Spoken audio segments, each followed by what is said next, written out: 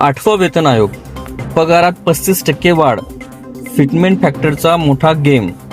केंद्र सरकारचे 50 लाख कर्मचारी आणि 65 लाखाहून अधिक निवृत्त कर्मचारी सध्या एका प्रश्नाकडे डोळे लावून बसले आहेत.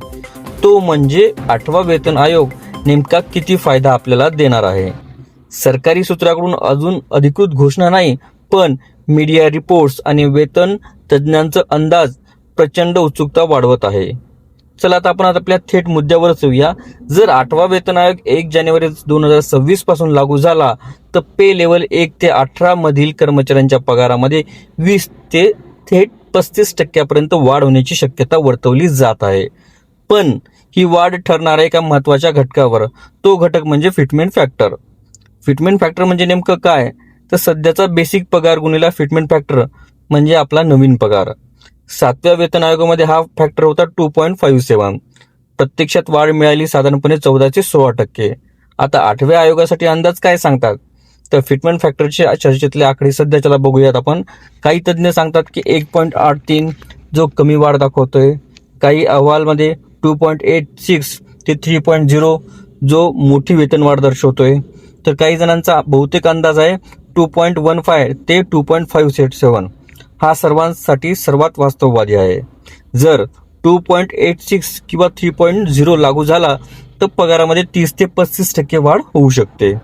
तज्ज्ञ काय सांगतात, तर डॉक्टर मनजीत सिंह पटेल यांचा अंदाज आहे की फिटमेंट फॅक्टर सुमारे 2.13 असणं आवश्यक आहे.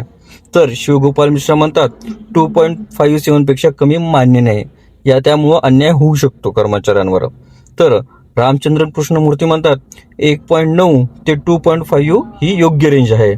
तर प्रतीत वैद्य 1.83 ते 2.46, पण 2.57 नाकारता येत नाही. तर CM मनीष मिश्रा म्हणतात थेट 2.8 ते 3.0 पर्यंत जाण्याची शक्यता आहे. पण सगळं अवलंबून आहे ते सरकारी तिजोरीवर. जस्टिस रंजना देसाई समिती ही निर्णायक भूमिका ठरवणार आहेत. 8व्या वेतन आयोगाची जबाबदारी ही निवृत्त न्यायमूर्ती रंजना प्रकाश देसाई यांच्या समितीकडे आहे. त्यामुळे ते महागाई, जीवनमान, देशाची आर्थिक स्थिती या सगळ्यांचा अभ्यास करून अहवाल यास सादर करणार आहेत. खालच्या स्तरावरील कर्मचाऱ्यांना विशेष दिलासा मिळण्याचे संकेत आहेत.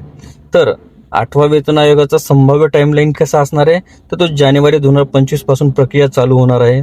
नोव्हेंबर 2025 पर्यंत गॅझेट नोटिफिकेशन येणार आहे. 1 जानेवारी 2026 पासून ती प्रभावी तारीख असणार आहे.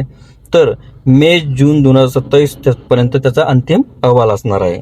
ऑक्टोबर-नोव्हेंबर 2027 पर्यंत वेतनवाढ व एरियर्सचा निर्णय होऊ शकतो व डिसेंबर 2027 पर्यंत नवीन पगार हा खात्यात जमा होऊ शकतो. शेवटी निष्कर्ष एकच की 2.15 ते 2.46 फिटमेंट फॅक्टर सर्वात शक्य होऊ शकतो. जर 2.86 लागू झाला तर मोठा बंपर फायदा हा कर्मचाऱ्यांसाठी ठरणार आहे. शेवटी अंतिम निर्णय सरकार आणि समितीच्या अहवालावर अवलंबून असणार आहे. तुम्हाला काय वाटतं, फिटमेंट फॅक्टर किती असायला हवा?